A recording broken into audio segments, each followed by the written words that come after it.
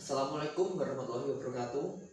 Kami dari kelompok 5 yang beranggotakan saya, M. Riza Zulhak, Ihsan Wahyu Firdaus, Febri Wahyu Saputro, dan Bahrul Ihsan akan mempresentasikan tentang SNI dan ISO.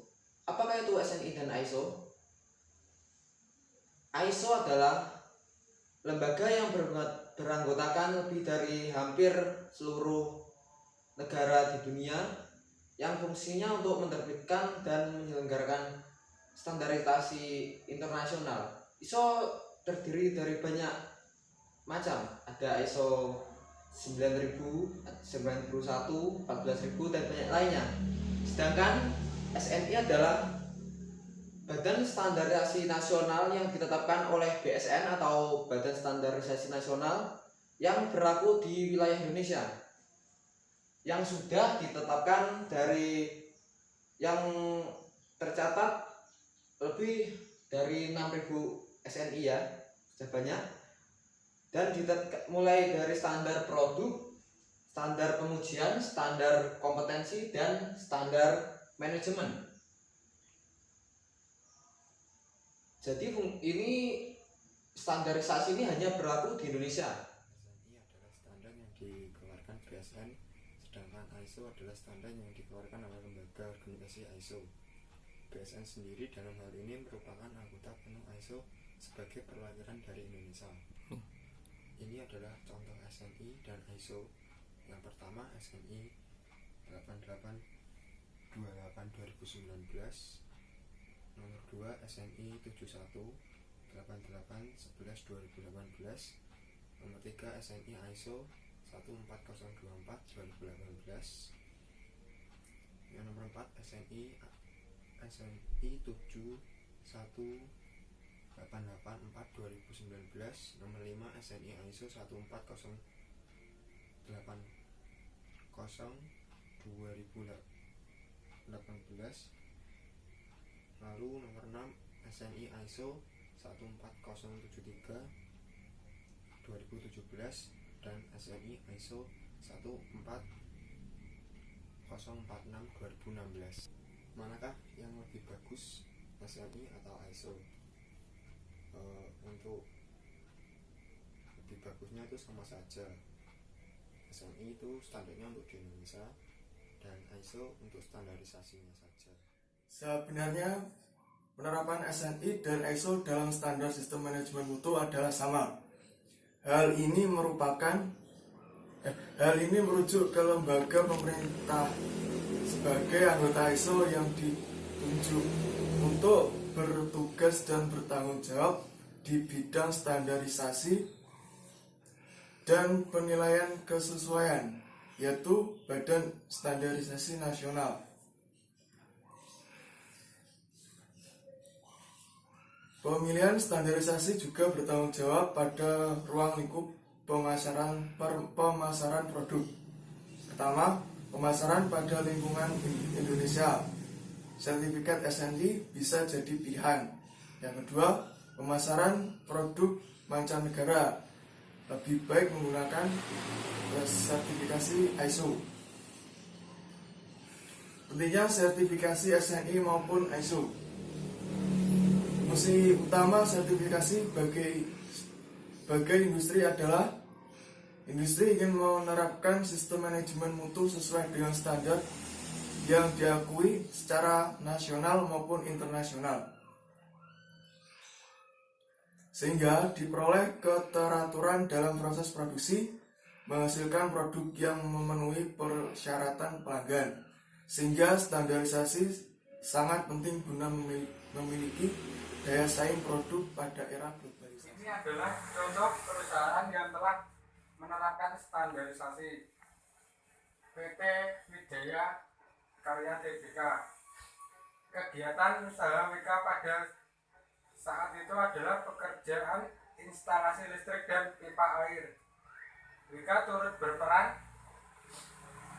serta dalam proyek pembangunan gelanggang olahraga Bung Karno untuk memastikan pembangunan kualitas dan kepuasan pelanggan WK Realty telah menerapkan manajemen mutu ISO 9001 pada setiap produknya yang telah menjawab tantangan dan kebutuhan pelanggan yang dibuktikan dengan meningkatkannya pertumbuhan pembelian sehingga mampu bersaing dengan perusahaan lain.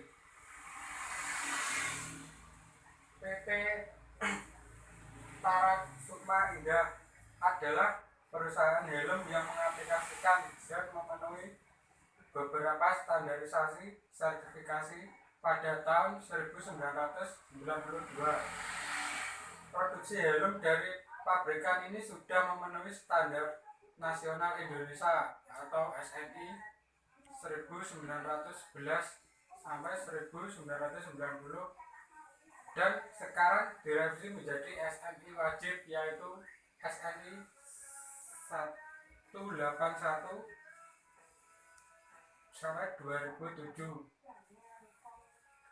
Bukan cuma menyasar pasar Indonesia, Tarakusuma ternyata memperluas pangsa pasar ke mancanegara dengan melakukan riset dan pengembangan alih teknologi dari Eropa, di mana produk-produknya berhasil terakreditasi dengan beberapa sertifikasi internasional yang penting untuk pasar mancanegara.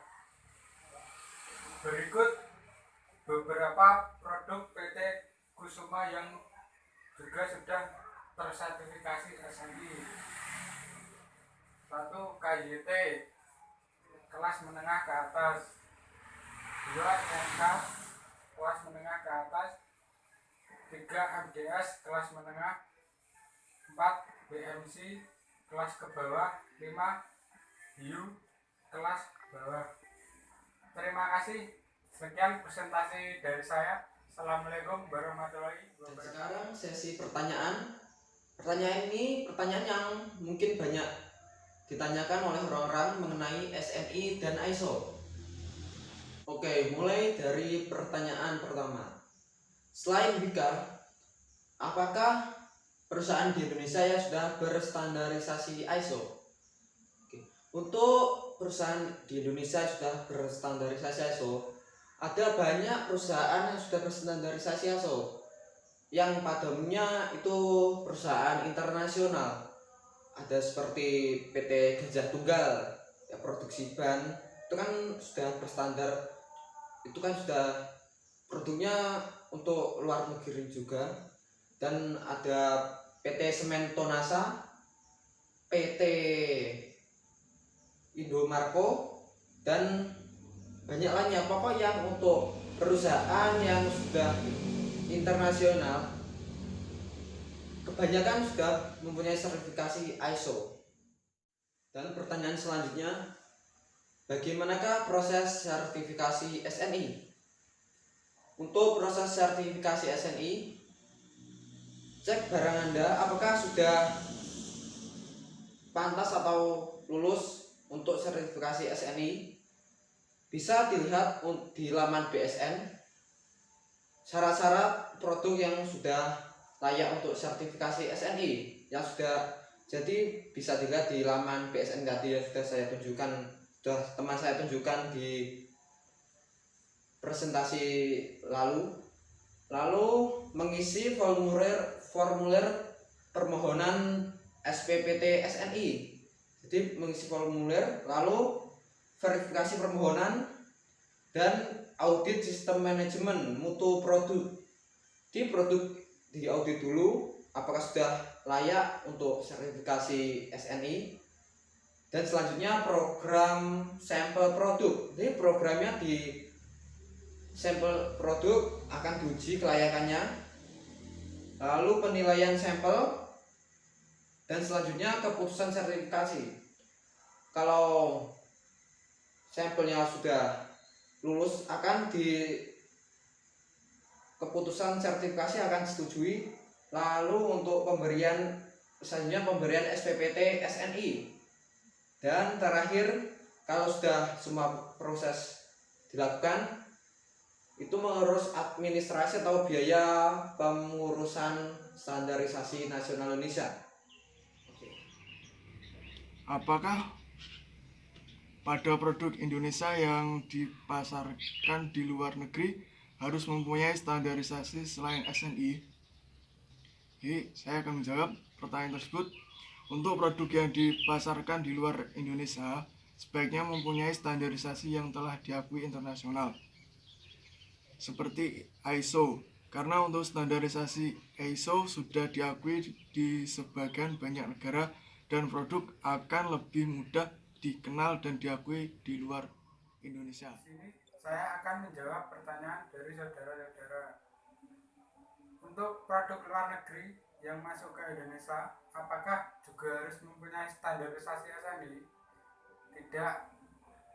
Untuk produk luar negeri yang masuk ke Indonesia, dipasarkan di Indonesia, cukup dengan standarisasi ISO saja.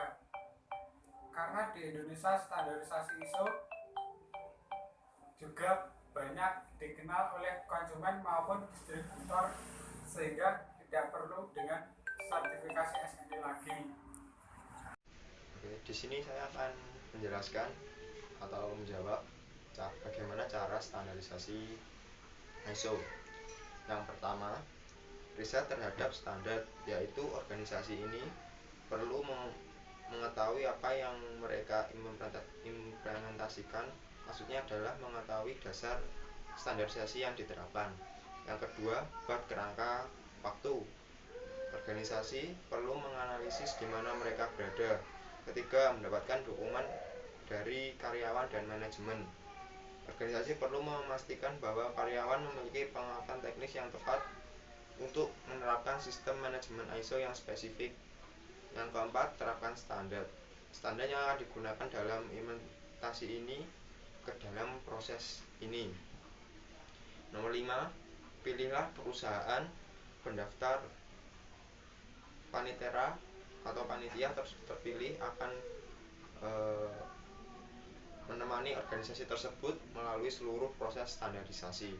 Sekian, terima kasih. Terima kasih.